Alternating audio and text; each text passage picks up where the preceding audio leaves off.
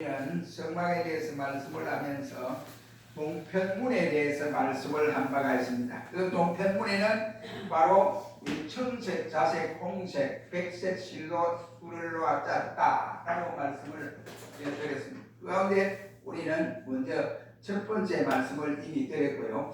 여기가 이 동편문입니다. 이 동편문이 네 가지 색깔로 구성되어 있습니다. 홍색, 자색, 백색, 또 그리고 홍만호적으로 된 자색, 홍색, 또 흰색, 이렇게 해서 네 가지 색깔로 구성되는데 이 색깔이 무엇을 의미하느냐? 우리 보면 예수님의 행동, 예수님의 사역을 나타내는 내용의 말씀인데 이 예수님 사역을 나타내는 이 말씀은 마태복음, 누가복음, 요한복음, 또 마가복음 이 사복음서에서 예수님의 행적을 나타낸다라고 간단하게 말씀을 드린 일이 있습니다. 그리고는 이 여기에 동편 인물이 누구를 말하느냐? 바로 예수님을 말합니다. 이거는 동쪽에 있는 문. 이 문이 동쪽에 설립되어 있지 이 문이 서쪽에 있다든지 남쪽에 있다든지 북쪽에 이렇게 내지를 아니했습니다. 왜 그러느냐? 우리 성경의 말라기서 4장 2절 말씀에 보면 바로 의의 태양이 동쪽에서 뜬다 라고 말씀하시면서 그 동쪽에서 뜬 의의 태양은 누구를 말하느냐? 예수 그리스도를 말씀하고 있다 라고 말함으로써 여기 성막에 들어가기 전에 먼저 이 동편문을 지나서 이 뜰을 지나서 여기 성소에 들어가서 그 다음에 지성소까지 들어가게 됩니다. 물론 성소와 지성소에는 일반 제주가 일반 사람은 들어갈 수 없습니다. 누가 들어가느냐? 여기 지성소와 성소에는 바로 제사장만이 들어가는데 제사장이 제주가 가져온 제물을 여기에서 다 각을 뜨고 불을 지르고 이렇게 해서 피를 가지고 또 이 성소와 지성소에 들어가게 된다라고 말씀을 드린 일이 있습니다. 그때 이 네 가지 나타나는 그림에서 본 듯이 네 가지 색깔이 여기에 나타나는데 이 네 가지 색깔 가운데 우리는 첫 번째 우리가 본 것이 청색, 하늘색을 말씀을 드린 일이 있습니다. 이 하늘색은 예수님의 신성을 강조한 내용인데 여기는 바로 요한복음에 해당되는 사복음 가운데 요한복음에 해당되는 말씀을 하고 있습니다. 그래서 요한복음에 20장 31절 말씀에는 이 책을 기록한 것은 내가 너희로 예수 그리스도를 알게 하려 함이니라 라고 말씀을 함으로써 요한복음이 바로 이 신성을 강조하면서 바로 예수는 하나님이시다, 참 하나님이시다, 영생하시는 분이시다 라고 강조를 하고 있습니다. 그리고 이 사복음서 가운데 가장 신학적으로 조직적으로 잘 설명한 것이 바로 요한복음이라고 말을 할 수 있습니다. 요한복음은 별칭은 독수리복음이다 라고 말을 했습니다. 마침 독수리가 새 중에 가장 이와 같이 큰 새요 또 왕인 것처럼 독수리가 또한 날아가서 공중에 대단 높이 날아가다가 태양의 눈을 뜨고 바라보며 볼 수 있는 이와 같은 새가 독수리밖에 없습니다. 그러므로 이 독수리를 위해서 우리는 요한복음을 말씀하고 있고 앞에 동편문에서 보듯이 바로 이 청색이 바로 예수님을 나타내는 신성을 강조한다. 오늘은 자색, 홍색 실과 그리고 이 전체를 일러서 동편문의 영적 교훈을 우리에게 무엇을 영적 교훈을 주는가 여기에서 말씀을 드리고 오늘 말씀을 마치려고 하는 것입니다. 그러면 이 동편문 가운데서 이와 같이 우리가 첫째는 청색 이것은 조금 전에 설명을 했기 때문에 더 이상은 설명을 하지 않겠습니다. 두 번째에 나타난 이 사건을 보면 바로 자색이라고 할 수 있습니다. 이 자색은 바로 한마디로 말하면 왕들이 입는 옷이 바로 자색 옷입니다. 그리고 부자들이 바로 입고 왕궁에 들어가서 입는 이 옷이 자색 옷을 입고 있습니다. 여러분이 영화나 아니면 배너 같은 것을 보면 자색 옷을 입고 있는 것은 주로 왕이나 그의 높은 직위를 가진 신하들 이러한 사람들임을 우리는 볼 수가 있습니다. 그래서 자색 옷감의 원래는 비싸기 때문에 서민들이나 평민들이 이 옷을 사서 입을 수가 없어요. 그래서 이와 같이 부자들이나 아니면 왕이 입는 옷으로서 알려져 있습니다. 우리 성경에 보면 붉은 자색 옷은 이스라엘 주위에 이와 같이 대제국들의 왕궁에서 늘 많이 사용하고 입고 있는 것을 사사기 8장 26절 이하에서 읽어보면 나타나고 있음을 볼 수 있습니다. 그래서 자색 옷은 무엇을 상징하는 것이냐? 왕권을 상징합니다. 왕이 입는 옷이다. 그래서 왕권을 상징을 하고 있습니다. 그래서 이것은 뭐냐면 예수님을 말씀을 하는데, 예수님은 만왕의 왕이시다. 그리고 예수님은 우리의 메시아이시다. 이것을 강조하는 내용이 바로 자색 옷으로 구성되어 있고, 이것은 바로 마태복음을 말씀하는데, 이 마태복음의 주요 사건은 마태복음 1장 1절에 예수님의 족보를 말씀하면서 왕의 족보를 소개하고 있습니다. 그러면서 이 마태복음은 유대인 복음입니다. 이방인을 위해 한 것이 아니고 자기 민족 유대인을 위한 복음으로 이렇게 기록되어 있고, 이 복음은 바로 사자복음이라고 하는데, 왜 사자복음이냐? 짐승 중에 가장 왕이 바로 사자입니다. 그래서 사자복음이라는 표현을 쓰고 바로 예수 그리스도가 바로 만왕의 왕이심을 강조해주는 내용이다 라고 말을 할 수가 있게 됩니다. 마침 이 마태는 이 마태복음을 기록을 하면서 그는 이와 같은 수신자는 유대인으로 이와 같이 지명을 하고, 마태복음 1장에서 말하기를 왕의 족보를 기록하면서 바로 다윗의 자손 예수 그리스도를 상징하면서 예수 그리스도는 왕의 족보를 가지고 있다라고 이렇게 가르쳐주고 있습니다. 마태복음은 구약의 예언을 60번 이상 이와 같이 인용을 하면서 말씀을 했는데, 그 인용의 이와 같은 내용을 보면 이루어졌느니라, 이루어 하심이라, 이러한 내용의 말씀을 주로 담고 있음을 볼 수가 있습니다. 이것은 구약의 선지자들의 예언한 말씀을 이루시려고 누가 왔느냐? 예수 그리스도께서 이 땅에 오셨다 하는 것이고, 곧 그분이 바로 만왕의 왕이시다라고 알려주고 있습니다. 마태복음의 수신자는 유대인이기 때문에 마태는 유대인의 전통이나 풍습을 말할 때에 아무 설명도 없이 기록을 했고, 이 마태복음서는 바로 유대인과 예수 그리스도와의 관계에서 충돌하는 사건들을 이와 같이 기록하고 있는 모습을 볼 수가 있습니다. 이 마태는 예수가 메시아요 만왕의 왕으로 보고 있고, 또 유대인들은 그렇게 보지 않고 바로 요셉의 아들, 목수의 아들이다 라고 봄으로써 늘 예수님과 충돌을 빚는 이런 모습을 보고, 지가 무슨 만왕의 왕이고 지가 무슨 하나님이라고 그러느냐 하면서 결국은 예수님을 십자가까지 못 박아 죽이는 이와 같은 일들을 하게 했습니다. 그리고 마태복음에서 보면 천국이라는 말이 33번이나 강조되고 있음을 봅니다. 천국 복음이다 라고 말을 할 수가 있게 됩니다. 그래서 이것을 이래서 우리 요한계시록 4장 7절 말씀에 보면 내 짐승이 거기에 나타나는데, 거기에는 사자나 송아지나 사람이나 그리고 독수리 이와 같이 내 짐승 중에 이 마태는 사자복음, 이와 같이 짐승들 중에 가장 왕으로 상징하는 사자복음이다 라고 말씀함으로써 복음서의 성격과 일치됨을 우리에게 알려주고 있습니다. 왕으로서의 예수님의 모습이 묘사되고 있고, 교사로서의 예수님 또한 이와 같이 열심으로 가르쳤던 모습들을 말씀하고 있는 내용을 담고 있습니다. 그 다음에 우리에게 세 번째는 홍색입니다. 이 홍색은 어떤 색입니까? 이 홍색은 피의 색깔이죠. 그래서 희생을 상징하는 내용이라고 할 수 있습니다. 그러므로 이것은 고난을 받으시는 예수님을 말씀하는 내용으로서 마가복음과 같은 내용을 담고 있다 해서 마가복음이 홍색복음을 말씀하고 있습니다. 이 마가복음은 섬기는 종으로 예수님이 오셨습니다.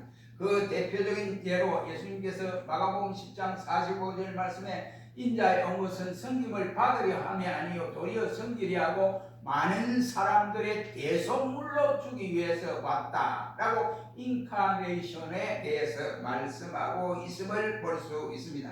여기 저자는 마가 자신이 예수님의 성령의 인도를 받아서 기록을 했던 내용입니다. 이 마가복음에는 서론이 없고 예수님의 세례 받으심과 일하시는 예수님을 소개하는 모습을 볼 수가 있습니다. 다시 말하면 행동하시는 예수님을 소개하고 있습니다. 그래서 특히 이 마가복음에서 보면 우리가 곧 바로 그리고 또 다른 말로 즉시 이런 지체하지 아니하는 이러한 내용들이 담고 있음을 볼 수가 있습니다. 그래서 우리 단어 가운데 즉 아니면 곧바로 아니면 즉시라는 이러한 내용의 단어가 이 마가복음 가운데서 40번이나 강조되고 있음을 볼 수가 있습니다. 결국 이것을 예수님이 무던히도 바쁘시다라고 하는 것을 볼 수 있습니다. 예수님이 겟세마네 동산에서 밤새도록 기도하시고 또 그 다음날 아침에 나오셔서 그때부터 복음을 전하면서 또 저녁에 되면 또 겟세마네 동산에 가서 기도를 하시고 이렇게 밤낮으로 끊임없이 예수님은 그러하신 분이다 라고 이렇게 소개를 하고 있는 것입니다. 그는 바로 실사이도 없이 이 일들을 계속했다 라고 강조를 하는 것이 마가라고 할 수 있습니다. 그는 섬기는 종과 같이 이와 같이 비유의 말씀으로 하고 있습니다. 이러한 마가복음을 읽어서 우리는 능력복음, 송아지복음이다 라고 이렇게 표현을 하고 있습니다. 그 이유는 송아지는 가축의 왕자로서 희생을 상징하는 동물로 사용되어짐으로써 섬기는 종으로 오신 예수님을 표현하는 내용이다 라고 할 수 있습니다. 마지막으로 이 인생입니다. 이 인생은 완전하다, 정결하다, 깨끗하다, 의를 상징하는 내용으로서 말씀하고 있습니다. 그래서 요한계시록 19장 8절 말씀이나 요한계시록 20장 말씀에 보면 성도들을 일러서 말하기를 성도들의 옳은 행실을 말씀을 하고 새 마포를 여기에 설명을 하고 있는 모습을 볼 수가 있습니다. 그러므로 죄 없인 예수 그리스도는 완전한 인성을 가지고 계신다. 이것을 강조해 주는 내용이라고 할 수 있습니다. 그래서 누가는 원래 의사입니다. 그 사람은 원래 아버지가 그 전에 오는 그 전성에 의하면 아버지 어머니가 없고 고아로 자랐습니다. 고아로 자랐는데 어떤 부자가 보니까 자기 집에 데려와서 일을 시키는데 보니까 아들은 학교 가고 그런데 학교 갔다 오면 그 아이가 공부하는 것을 이 어깨는 모르게 이래서 보고 막 이게 누가가 다 알았대 그래요. 그래서 누가가 늘 생각이 자기는 자기가 크면 돈을 벌어서 의사가 되어서 많은 불쌍한 사람들을 내가 치료해 줘야겠다 이런 마음으로 가지고 있다가 그 다음에 주인이 보니까 이 아이가 보통 아이가 아닌 거예요. 그러니까 안 되겠구나. 우리 아들과 함께 같이 학교에 다니라. 그래서 학교까지 그 주인이 보내줌으로써 의사로서 모든 일들을 감당하다가 예수님의 앞에 선택함을 받아서 이처럼 예수님의 제자가 되는 모습을 볼 수 있습니다. 그래서 그는 늘 그 표현이 말하기를 건강한 자에게는 의원이 있을 때 없고 병든 자에게야 의원이 있을 때 있다라고 말함으로써 의사의 본능을 이와 같이 사용하여 기록하는 것을 볼 수가 있습니다. 그러므로 이 누가복음의 이 내용은 완전하신 예수님, 인간으로 이 땅에 오셨지만 그분은 우리처럼 부족한 것이 있다든지 못하는 것이 있다든지 능력이 없다든지 이런 것이 아니고 이 세상에 오셨지만은 그분은 완전하신 능력자이심을 설명해 주고 있는 모습을 볼 수가 있습니다. 그 대표적인 요절은 누가복음 23장 47절 말씀에 사람으로서 오신 예수. 그러므로 예수님은 이 땅에서 갑자기 하늘에서 뚝 떨어진 것이 아니고 사람의 몸을 입고 이 땅에 태어나신 바로 인성을 강조해 주는 내용이기도 하는 것입니다. 그는 바로 누가는 예수님의 어렸을 때의 모습을 잘 소개해 주면서 예수가 사람의 아들임에 대해서 자세하게 마태, 마가, 이와 같은 요한복음 이 세 개보다도 여기에 누가는 철저하게 자세하게 유창한 문구로서 이와 같이 말씀을 하고 있습니다. 인자에 온 것은 잃어버린 자를 찾아 구원하려 합니다 라고 말씀까지 함으로써 그가 의사로서의 그 기질을 발휘하고 있는 모습을 봅니다. 인자는 곧 하나님의 아들입니다. 그 아들이 우리와 똑같은 사람이 되셨다라고 강조를 하는 내용입니다. 그래서 누가복음은 다른 말로 표현하면 사람복음이다 라고 이제 말씀을 하고 인자복음이라는 말로 사용되어지고 있습니다. 이 인생을 가지신 예수 그리스도, 이 인생을 예수님은 가졌다. 하나님이면서 사람이다. 이것을 강조하는데 하나님이라고 강조한 것은 요한이 그렇게 강조를 했고, 이 누가는 바로 예수님은 사람으로 태어나 이 땅에 태어났다. 이렇게 강조를 하고 있습니다. 그러면서 바로 예수 그리스도가 바로 그런 분이다라고 설명을 하고 있습니다. 그러면 이제 우리가 이 동편문에 들어가서 이 동편문이 영적으로 이와 같이 주는 교훈이 뭐냐 하는 것입니다. 그것은 바로 목자와 양의 관계를 비유하는 내용이기도 한 것입니다. 성막 전체의 구조는 지성소와 성소와 그리고 뜰로 구분되어져 있습니다. 동편문을 열고 들어가면 뜰이 보이죠. 그 다음에 안에 들어가면 성소, 그 다음에 들어가면 지성소, 이렇게 세 가지로 구분되어 있습니다. 물론 뜰로 들어가기 위해서는 동편문, 이와 같이 동문을 통과하지 아니하면 절대로 들어갈 수 없습니다. 이 말은 무엇을 말하느냐? 구원받는 길은 예수 외에 다른 방법의 길이 없다고 하는 것을 우리에게 알려주는 내용이라고 할 수 있습니다. 그래서 성소에 들어가는 문은 바로 동편문을 지나서 뜰문을 지나서 바로 성소로 들어가서 지성소로 들어가는데, 지성소에는 바로 휘장이 되어져 있습니다. 지성소의 휘장을 열고 그곳에 안에 들어가면 예수님을 만날 수 있다. 하나님을 만날 수 있는 법궤가 그곳에 안착되어 있음을 말씀하고 있는 것입니다. 이 법궤에 대해서나 성소나 지성소에 대해서는 계속해서 이제 이어지면서 설명을 할 것이고 그 내용을 말씀할 수가 있습니다. 이와 같이 맨 처음을 통과해야 하는 이것이 문이 바로 동편문, 뜰문이다 라고 말을 할 수가 있는데, 이 뜰문을 통과하지 않고는 제사장도 여기는 해당되지 않습니다. 제사장도 분명히 이 동편문을 통과해야만이 제사 제도를 집례할 수가 있게 되는 것입니다. 곧 이 문은 예수 그리스도를 우리에게 알려주는 내용이다 라고 할 수 있습니다. 그러므로 예수님께서 오늘 본문 말씀이나 아니면 우리가 요한복음 10장 7절로 9절 말씀에 말하기를 바로 이 문은 예수님이신데 예수 그리스도의 목장을 말씀해 주시면서 바로 우리를 빌려서 자기의 양으로 표현해 주고 있고, 이 양은 어디에 있어야 되냐? 예수님의 바로 울타리에 있어야 된다. 양에 이와 같이 거처할 수 있는 울타리를 만들어 놓고 그 울타리 속에 양들이 기거를 해야 된다. 만약 그렇지 않냐고 목자가 이와 같이 울타리를 만들어 놓고 울타리 정문에 문 앞에 딱 찍힙니다. 밤낮을 찍혀요. 왜 그러냐면 주위에는 일이나 늑대나 맹수들이 이 양을 잡아먹기 위해서 침범을 하려고 하니까 그것을 침범하지 못하도록 지키는 것이 바로 목자다 이란 말입니다. 그래서 이 양들이 들어가고 나가는 이 문도 하나밖에 없고, 또 이 문은 목자가 딱 지키고 있게 되어지는 것입니다. 울타리 밖에는 맹수들이 많기 때문에 양들이 마음대로 갈 수가 없고, 또 목자도 가만히 가도록 버려두지는 않습니다. 그렇다면 결국은 양은 저들 맹수들에게 잡혀 먹을 수밖에 없습니다. 이 양은 아주 어리석은 동물 중에 하나라고 말을 할 수 있습니다. 스스로 먹이를 구할 수도 없고 스스로 길을 찾아 헤맬 수도 없습니다.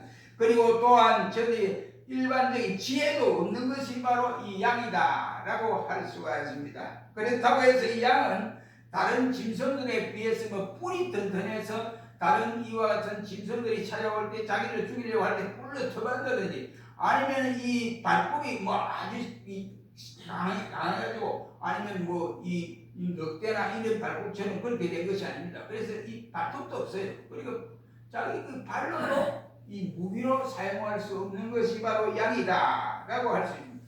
그렇다고 해서 도망가는 것, 뛰기를 잘하느냐? 뛰기도 잘 못 뜁니다. 잘 못 뜁니다. 그런 것이 바로 짐승 중의 양이라고 할 수 있습니다. 그리고 이 양은 공격할 수 있는 능력도 아무것도 없는 것이 바로 이 양이라고 말을 할 수 있습니다. 그래서 이 양은 반드시 목자의 보호를 받아야만이 그 양은 생명을 유지할 수 있다라는 말씀이 되겠습니다. 목자는 양을 보호하기 위해서 기구를 가지고 있는데 이 기구는 방망이를 가지고 있고 또 이와 같이 지팡이가 있고 제구 그리고 나팔을 가지고 있습니다.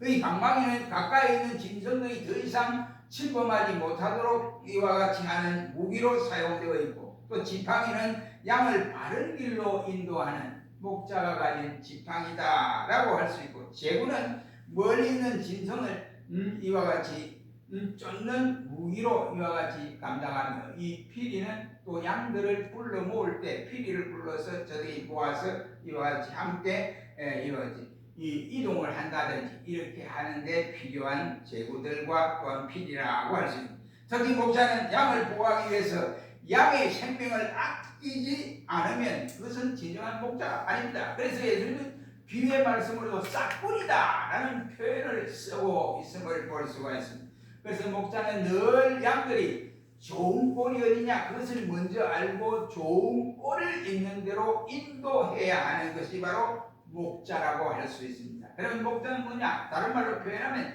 양을 위해서 희생을 하는 것이다 라고 말을 드릴 수가 있습니다. 이런 가운데 양은 목자만을 따라가야 됩니다. 목자만을 따르지 아니하고 자기 마음대로 행동하면 그 양은 죽을 수밖에 없습니다. 이 짐승들에 의해서 잡아먹힐 수밖에 없는 상황입니다. 그런데 순종치 않아서 길을 잃어버린 양들도 간혹 생길 때가 있습니다. 그것이 우리 이사야서 53장 6절 말씀에 보면 우리는 다 양 같아서 그릇 행하여 각기 제 길로 갔거늘 여호와께서는 우리 무리의 죄악을 그에게 담당시키셨도다 라고 말씀함으로써 양들이 한 우리에서 목자의 말을 듣고 그 우리의 생활을 해야 되는데 그렇지 못하고 이 목자가 이 방류도 하지 않는데 자기 마음대로 울타리를 넘어서 가다 보면 그 양은 죽을 수밖에 없는 실정이라고 말을 할 수 있습니다. 그런데 순종치 않아서 길을 잃어버린 양들도 간혹 생기는 모습을 봅니다. 양의 가죽을 쓴 이리떼들의 양의 유혹을 많이 합니다. 그리고 이 늑대, 이리 이것들은 또 양의 목소리를 잘 흉내를 낸다고 합니다. 그러니까 이 어리석은 양이 자기 동료 소리가 나니까 저기도 우리 동료가 있네 싶어 가지고 그래서 밖으로 나가는 우리 밖을 넘나드는 경우가 있다고 합니다. 그래서 양은 목자가 볼까 봐서 울타리 쉽게 말하면 그 울타리가 있는데 울타리에서 개구멍이라고 해요.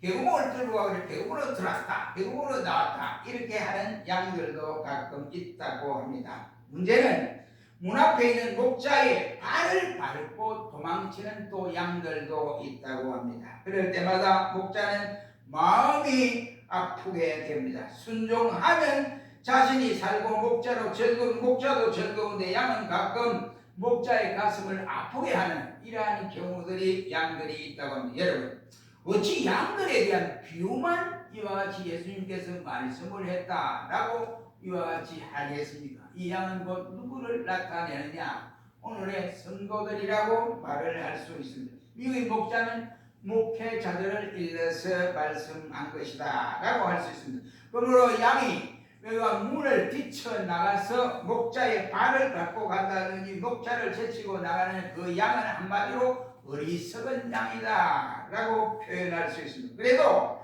양심이 있어서 목자의 발을 살짝 밟고 가는 이와 같은 양들도 있다고 합니다. 또 어떤 양은 목자에만 넘어져 있으면 목자의 얼굴을 밟아버리고 하니까 그 얼마나 아프겠어요.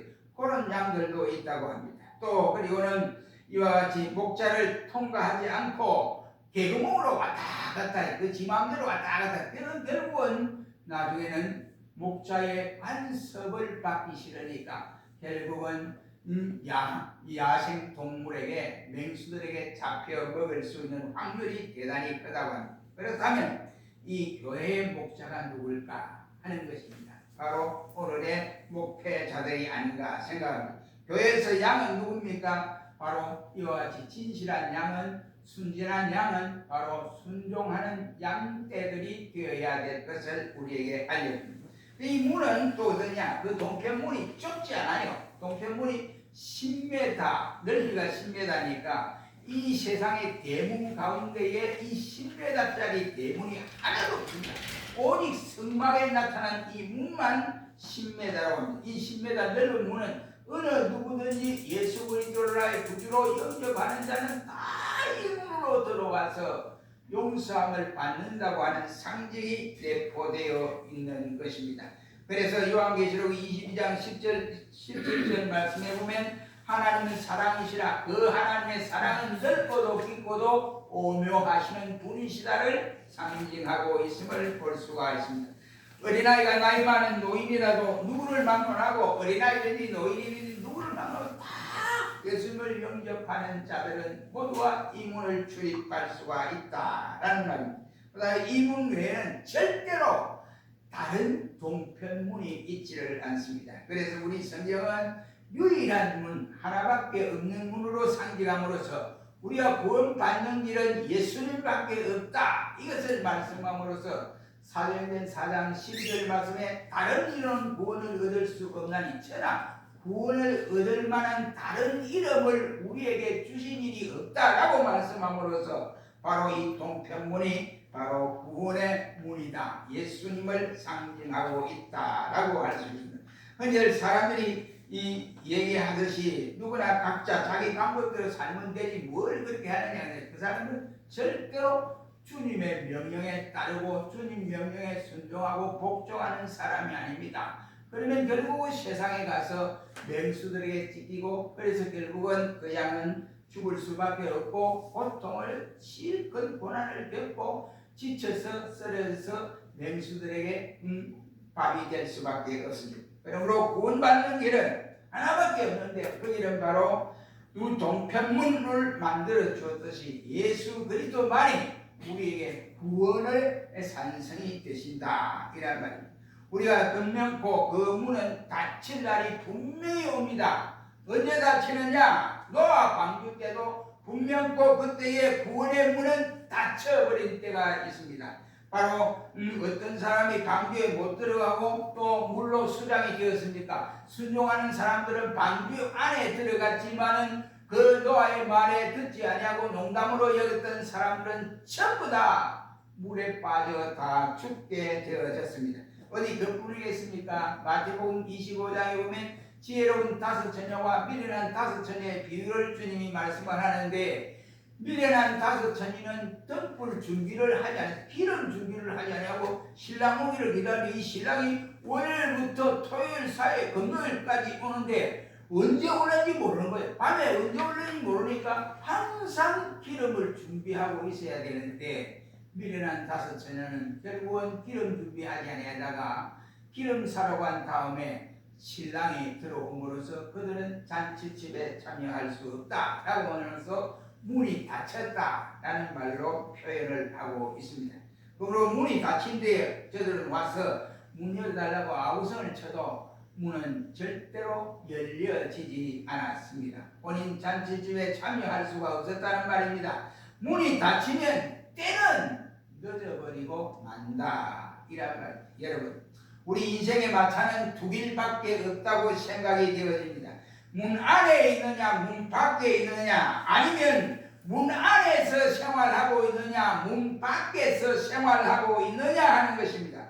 이 문은 결코 닫히지 않는 문이 아니라, 이란 말씀이 되겠습니다. 그렇다고 해서 예식 순서를 미루고 그만 마냥 그 문을 열어놓을 수는 없는 것이 바로 주님께서 하시는 말씀이다라고 할 수 있습니다. 결코 열리지 않은 닫힌 문 옆에 있는 자는 안에, 잔치집 안에 풍요로움을 즐길 수가 없다는 말이 되겠습니다. 여러분, 내 자신이 바로 그 잔치집에 들어가지 말고 잔치집 문 앞에서 무드거리 서 있다고 상상해 보십시오. 얼마나 고통스럽고 안타까운 일이겠느냐면, 배도 골고 배 안에서 배에서 배고프니까 쫄쫄 소리도 나고 꼬락꼬락 소리도 나고, 그 안에서는 풍요롭고 여러 가지 즐겁고 야단치고 막 좋아가지고 이익거리고 이러는데 자기 자신 밖에 있으니 얼마나 천량하고 처량하냐 이란 말입니다. 이 문이 닫히는 순간에 아직 돌아오지 않았다면 기회는 영원히 자신에게 잊어버리고 말게 되는 것입니다. 그렇다고 해서 한번 닫힌 문이 다시 열리지는 않습니다. 그렇다면 내가 있는 위치가 아니냐 바뀌냐에 따라서 상황이 달라진다 말이에요. 그러므로 우리는 어떤 결과를 가지고 있더라도 어떤 어려움이 우리에게 다가온다 할지라도 우리는 예수 안에 있어야 됩니다. 예수 안에 있어야 주님의 평강, 주님의 은혜, 주님과 더불어 동거동락할 수 있는 신자가 된다 이란 말. 그러므로 양은 바로 목자의 말을 잘 듣고 목자가 인도하는 따라 가는 것이 바로 진정한 양이라고 말씀을 드릴 수 있습니다. 우리는 우리의 생활 가운데 우리의 중심이 바로 예수님이 되어야지, 예수님이 되지 않고 우리 생활에 예수님 밖의 생활이 되면 이 사람은 분명코 눈물을 흘리며 안타까워 떨고 있을 그날이 분명코 올 수 있을 것입니다. 우리는 우리의 생활의 중심이 예수님으로 중심하여 생활하는 우리 모두가 될 수 있기를 주의 이름으로 축원합니다. 기도하겠습니다.